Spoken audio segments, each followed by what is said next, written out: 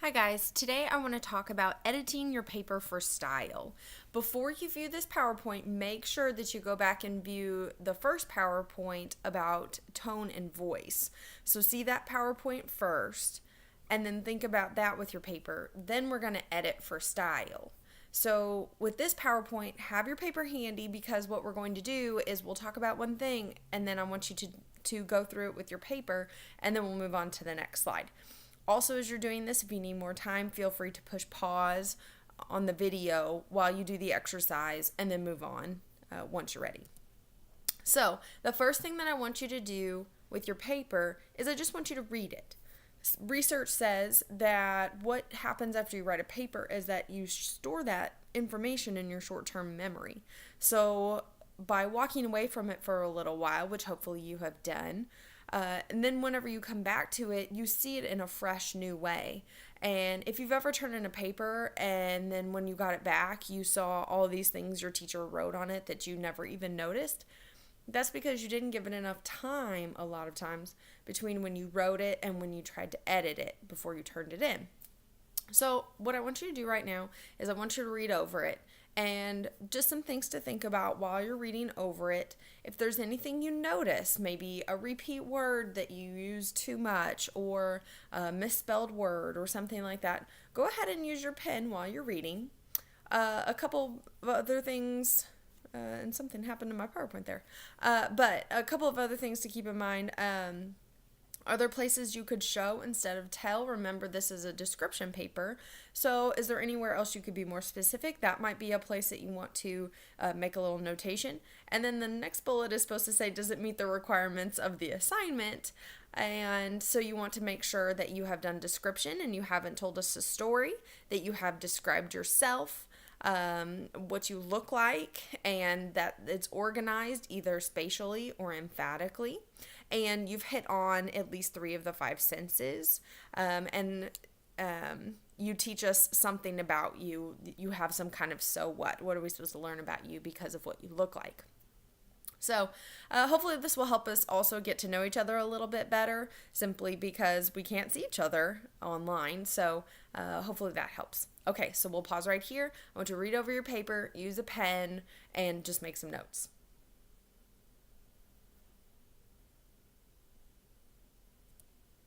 Okay, one thing I want you to look for next is, do you have a thesis sentence in your paper? Can you find the one sentence that is your thesis? Now, where should that thesis be? It should be the very last sentence of your introduction. Okay, so that's where we should find it. So maybe you have it, it's just not in the right place and you need to move it. And so I want you to find that sentence if you have it, and I want you to underline it. Okay, so if you found it and you have it, here's a couple things you need to keep in mind. Does it tell this is what your paper is about? So do you give us your so what? What are we supposed to learn from you and the fact that you're describing? Does it have very specific words in it? Have you avoided words like I or we or me? We don't use pronouns in a thesis statement. You want it to be incredibly specific. All right, and does it have that so what? What are we supposed to learn about you? So find that sentence, underline it. If you can't find that sentence, you know you still need a thesis statement. Okay, so underline that sentence, make sure that it fits your paper.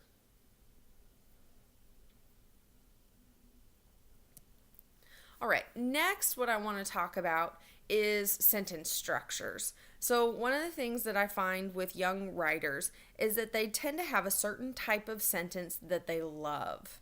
So what we're going to do is talk about the different types of sentences, and then we'll do a little exercise with that. The first type of sentence is the simple sentence, and you can see that here. It has one subject, one verb, and is one complete thought. So here's our example right here. So my subject is I. Usually it's at the very beginning of the sentence and it tells us who. And then our verb is walked. Typically it comes right after the subject and it tells us what the who did. Okay, so usually it's the what.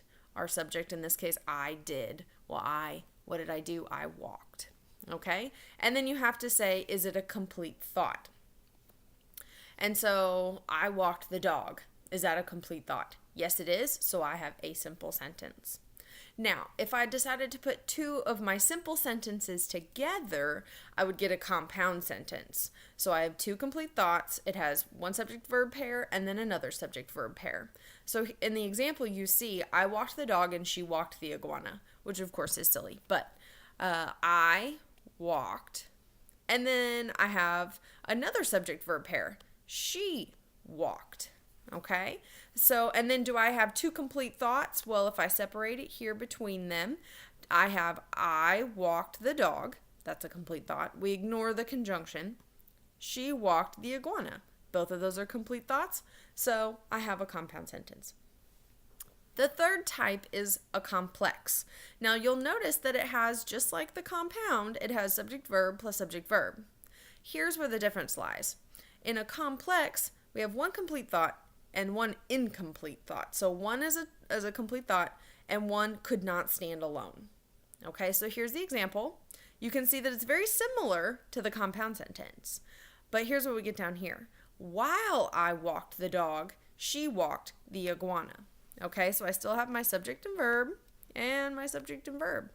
All right, but if I split it right here, this side, if I read it all by itself, would say, while I walked the dog. And if I just completed my thought right there, that doesn't make any sense all by itself. This cannot stand alone. It is an incomplete thought. The other side, though, she walked the iguana, is still a complete thought. So I have one complete and one incomplete. By the way, you can't have two incomplete thoughts together. That still doesn't make a full sentence. That's still just a fragment. Okay? So you do have to have at least one complete thought in the whole thing. Otherwise, you have just a fragment. All right. Typically, these complex sentences start with or use one of these to make one of them incomplete. Okay. If I took the while off, I would have almost the exact same sentence. I would have basically the exact same sentence as the compound. But this while is what makes this part incomplete. And some other examples of those are since, before, after, then. Typically, they tell time. Okay, so we add this subordinating conjunction to the beginning. That makes this part incomplete. That makes this part complete. And we now have a complex sentence. All right, and then the last sentence is compound complex. Now, don't make this hard. This is if we took one of these and I added one of these, it would equal a compound complex sentence. Okay, so I get subject, verb, subject, verb. That's what makes it compound. And then I make another subject verb. And you can see, here's what the formula looks like. So I have two complete thoughts. That's what makes it compound. And then I have one incomplete thought. That's the part that makes it complex. So here's my example. While I walked the dog, she walked the iguana, and he rode his bike. Okay, so I have three parts here, right? I'm separating them into their parts.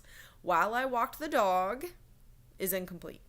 She walked the iguana is complete. He rode his bike is complete. Okay? And again, the way I can tell this is incomplete is if I read it all by itself, it can't stand alone.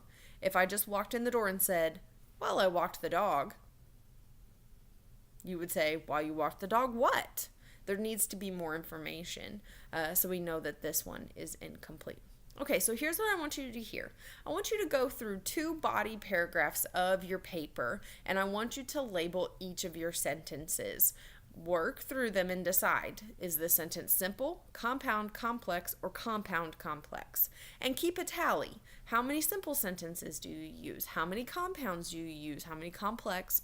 Hopefully you don't use too many compound complex sentences because that's a lot of hefty writing and probably a little hard for your readers. But I want you to figure out what your tendency is. Which one or which type of sentence do you tend to use the most? And the whole point here is if I can make you aware of the types of sentences you use the most, hopefully you'll be encouraged to try to switch that up because good writers understand that you need good sentence variety. So if you find that you have 5 simple sentences in a row, you probably need to put some of those together to make either compound or complex sentences. If you find you use lots of compound sentences, you probably should break a couple of those up so that we don't have so many long sentences and give us a couple simple sentences in the middle. Okay, this is a really easy way to improve your writing. So go through 2 paragraphs, label your sentences so you can figure out what your tendency is. All right, the next thing I want to talk about is verbs. I talked about this a little bit in the video about descriptive writing, but here's one thing I want you to understand. Great description is not in the adjectives. Great description is in your verbs. Okay, this will do more to improve your writing to go through and look at your verbs than it would be to add 100 more adjectives. Okay, so here's what you want to look out for. You want to watch out for these helping verbs, these guys here, these really short verbs. Is, was, had, am, were, be, can, could, will, would, those basic helping verbs, they don't do much for your writing. Anytime you can choose better verbs, do that. Another one that doesn't work particularly well, she walked, she said, things like that. And obviously you're not using a lot of action verbs here because we're not moving time, we're not telling story, but you will in some of your other writing. So hopefully you can see the difference between she walked and she glided, or she walked versus she stomped. See how much different that is? This one word provides so much imagery that you'll never get with this word.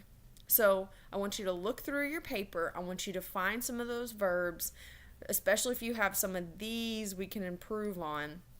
Circle them so when you go back to do some more rewriting, you can choose some better verbs there. All right. Go through and take a look for those. All right, if there is one piece of punctuation that is more killer, that is the big killer to a student's paper, it is commas. Okay? And I want you to figure out, each of us has a comma rule. One part of the comma rules that we don't do well. So here's what I want you to understand about commas. Commas separate. The idea of a comma is to separate any extra information, anything that doesn't belong, from the main sentence. Okay, so it separates words into a list. It separates parts of a sentence so we can see the real sentence from anything that's extra information. Okay, that's what it does. That's the idea of a comma. So let me show you. This example right here. Okay, so this came from a newspaper, and it actually got worldwide. I don't know why that happened. It actually got worldwide attention because this newspaper said the panda eats, comma, shoots, comma, and leaves. Remember, comma separates, so that separates these 3 things out into different actions. So the panda eats, he shoots, and he leaves, which means the poor thing is a hungry, homicidal panda. But what the writer really meant was that the panda likes to munch on bamboo, shoots, and leaves. So really there should have been no commas in this sentence, but by putting in the commas, we make him a murderer. Okay? He fled the scene of the crime. So commas separate and they make meaning, so you need to be very careful with them. Honestly, the big thing that I see is a lot of my students use way too many. Okay, so keep that in mind. So we use them for a list. I bought eggs, cream, and cheese. By the way, be sure you put a comma here and a comma here. This is called an Oxford comma. And while some people say you don't need it, MLA says yes you do. Okay? So it separates these 3 things out. And here's why. If I don't have this comma here, it looks like I bought eggs, cream, and cheese. Okay? That sounds weird. It doesn't make any sense. So when you have a list, yes, you do still need this comma here. We also use it when we have 2 sentences that we're putting together. Okay, so he bought a red bike and I bought a blue bike. Well, what this does is says, okay, here's one sentence and then here's the other. We're combining 2 equal items or 2 sentences here. So we're showing here's where one sentence is and then my comma, and then here's where the other sentence is. By the way, going back to what we were talking about before, this is a compound sentence. Okay. Other options we could do there instead of a comma, this is sort of a side note, I could put a period there. He bought a red bike, period. I bought a blue bike. Or we could do, I bought a red bike, semicolon, or he bought a red bike, semicolon, I bought a red bike. Okay. Here's the thing you need to know here. What you cannot put right here is just a comma all by itself. That's a no, no, no. You either need comma and conjunction. You can use a period and separate the two sentences out totally. Or if you don't like either of those two options, you can use a semicolon. What a semicolon is a period and a comma put together. All right. So it says, I want you to pause here, but I don't want you to pause so much that it's a period. But a comma is too weak. A comma is actually fairly weak punctuation. And so we know a comma can't stand by itself, so I'm putting the two together. And that is when I get the semicolon. All right, so that's one different way to combine two thoughts. All right, we also have additional information. So after school, Elsie always eats a snack. Well, the question is, where's the actual sentence? Well, it's right here. Elsie always eats a snack. Do I have to have after school for this to make sense? Or if I took it out, does it change the meaning in any way? No, it doesn't. It just gives us additional information. So what the comma does is it separates the actual sentence from the extra information. Same thing here. My brother Tyler is one of my best friends. Do you have to know his name to understand this sentence? No, it's just extra information, so I put commas around it. By the way, this is also called an appositive. Okay, when it's in the middle of a sentence like that describes the subject. My brother Tyler is one of my best friends. And a way to remember this is these commas actually act kind of like handles. And because it has the comma before and after, it's almost like handlebars. And you can imagine that essentially says, I could lift this out of the sentence. Okay, so that's another reason. All right. We also use it for dates and states. So a lot of times, most of my students know this rule between city and state, right? Because we want to separate the city from the state. We also know it for dates because we want to separate the day from the year. All right. But there's also one other place that I need them, and that is between the state and the year and the rest of the sentence, because what it would sound like without this second comma is Neosho. Missouri is where I live. Well, that doesn't make any sense, because what I'm really trying to say is this whole thing, Neosho, Missouri, is where I live. Okay? So this comma needs to be here also. All right? Because I need to separate the year to show that it goes with all of this. Okay? And that this whole thing then is the subject. All right? So there's some comma rules. So here's what I want you to do. I want you to go through your paper and take a look at your sentences. Are there places where you need commas and you don't have one? Now let me throw this out here. Here's probably the most common comma rule where students put commas and they shouldn't.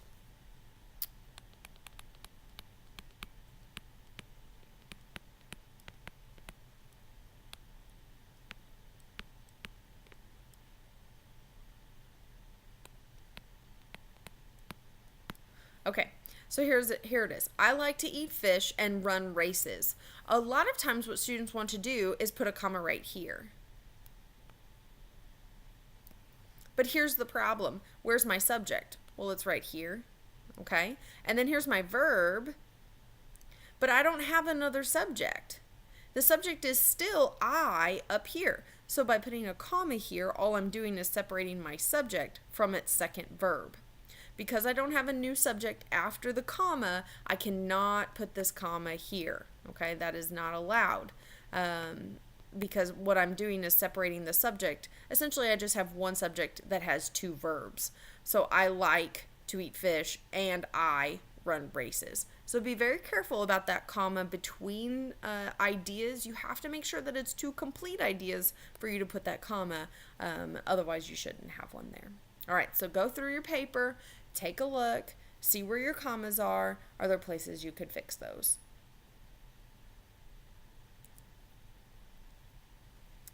Okay, one of my favorite ways to edit my paper is to read the paper out loud. Because you will find things when you read it out loud that you'll never hear even when you read it to yourself in your head. Something happens in your brain when you have to actually process it out loud, where you can actually hear your writing repeated back to you. It's very different than what happens when you just read it in your head. I promise, it's different. It also makes you slow down because you can't speak as fast as you can read in your head. So, I want you to read your paper out loud. Do you hear anything when you read it out loud? So be listening for, are there words that I repeat a whole lot? Are there, do you hear this choppiness because maybe I have too many simple sentences in a row? And so do you hear where that's choppy?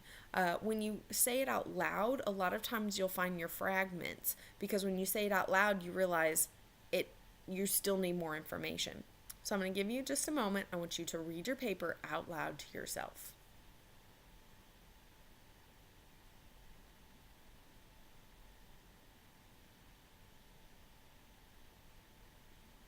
Okay, so hopefully you've done that.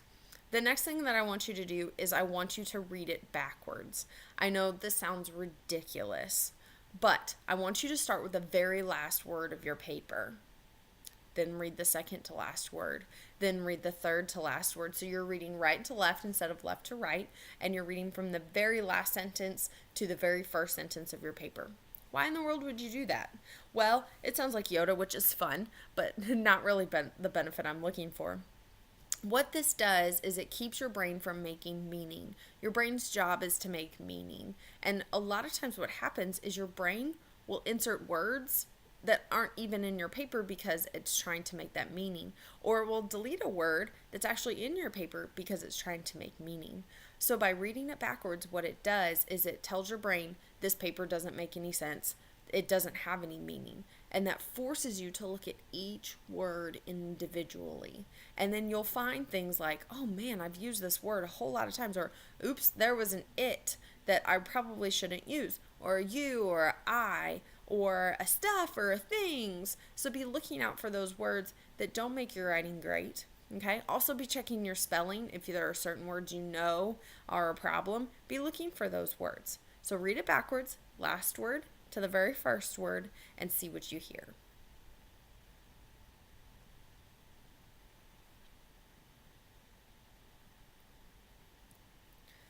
All right, that's the end. Hopefully you have found some ways to improve your writing.